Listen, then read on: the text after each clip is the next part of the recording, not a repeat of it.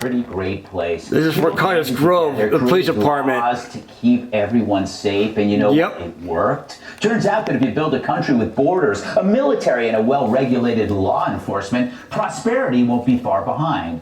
But you know what comes after that, don't you?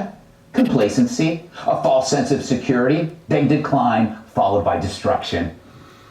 Because when the simplest of minds don't have to worry about barbarians at the gates, they start to develop something called luxury beliefs. You know, beliefs unconnected to reality. The belief that the bad guys are actually good guys, and to disagree with that makes us the bad guys. Because we're the oppressors who keep thugs from enjoying fun stuff like theft and violence and drug abuse and street pooping. Also known as a walking tour of San Francisco. But the saddest thing about luxury beliefs is not how naive they are, it's that they can kill, literally. Last week in Philly, a left-wing activist named John Kruger was brutally murdered in his own home. On Twitter and in print previously, however, Kruger had downplayed the violence gripping Philly and so many of America's cities. Do I think Kruger deserved to be murdered? Of course not. What happened to him is a tragedy. I hope they catch the scumbag who did it. I don't envy Philly police, who are already dealing with muggers, dealers, and Eagles fans. Then in Brooklyn, New York, another left-wing activist and his girlfriend happened to cross what is commonly known as a New York street crazy. All of these street crazies are scary. Some of them are more than that. Ryan Carson was stabbed to death for being at the wrong place at the wrong time. This is the part where I might tell a joke, but there's nothing funny about Ryan Carson's death. He was likely told over the course of his adult life that believing that some people are dangerous, crazy, or just evil, that's a terrible prejudice. Unfortunately, the people who sold him that idea, usually progressive professors, they weren't around to help him that night. And if they were, I doubt they would have jumped in, because liberal professors aren't really known for their brass balls. Remember the anti-police activist who was carjacked in her own driveway? Talk about convenient as far as carjackings go. It was a short walk home. But you discovered something else about luxury beliefs. They'll get your luxury car stolen. In the end, progressive beliefs are like peacock feathers. They're all for show, and they attract predators. If you recall, she posted on Facebook the next day, quote, "These criminals will not win. We need to take back our city." Well, let me translate that for you. I've been an idiot, and I'm joining the NRA. Yeah, she... Oh, you clap. Slowing me down. She backs the blue now that she's black and blue. Things are getting so bad in our cities, even that Bible of luxury beliefs, the New York Times, is starting to lose faith. Last week, they wrote that America's downtowns are now spiraling from one crisis to the next, as spiking rates of homelessness, drug ODs, violent crime, and psychosis threaten to overwhelm the public safety once considered basic to the country's major cities. Wow, looks like there's one writer whose BLM t-shirt didn't save him from a mugging. I hope his biggest problem now is how to get that Biden-Harris bumper sticker off his Audi. But of course, some true believers refuse to wake up. In Chattanooga, a father of three was murdered by a guy with 66 prior arrests. Jeez. What's the city's mayor calling it? A senseless act of gun violence. Yeah, it was senseless, all right. It's senseless that this predator was still on the streets.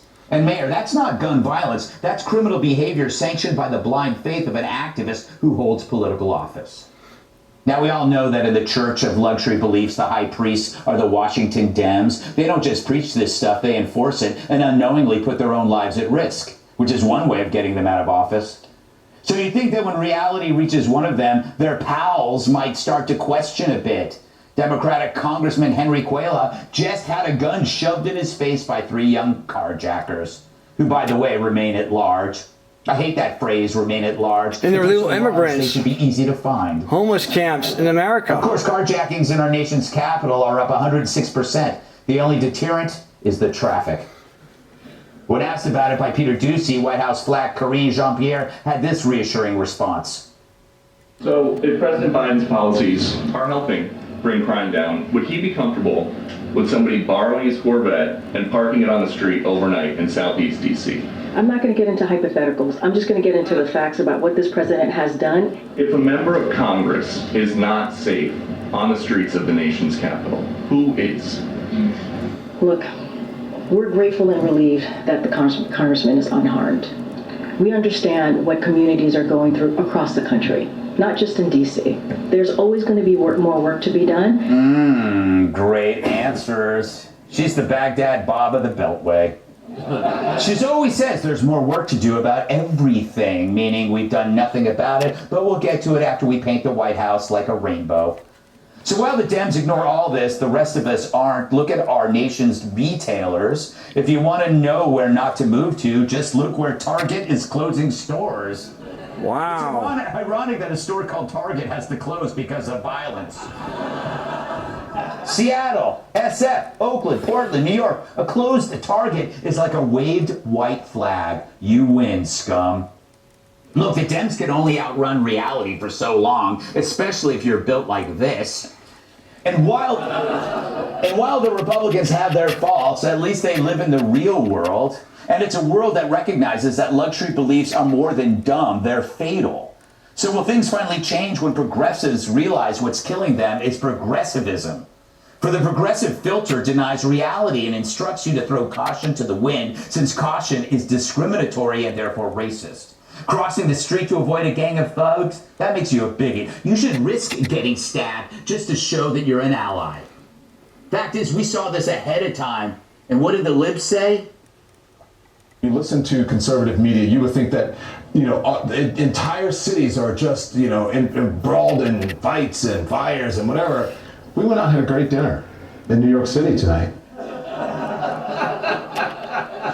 Both those clowns are gone, but their legacy of misery rages on. The fact is, social justice should come with a warning label. Caution, believing in this tripe will only get you murdered.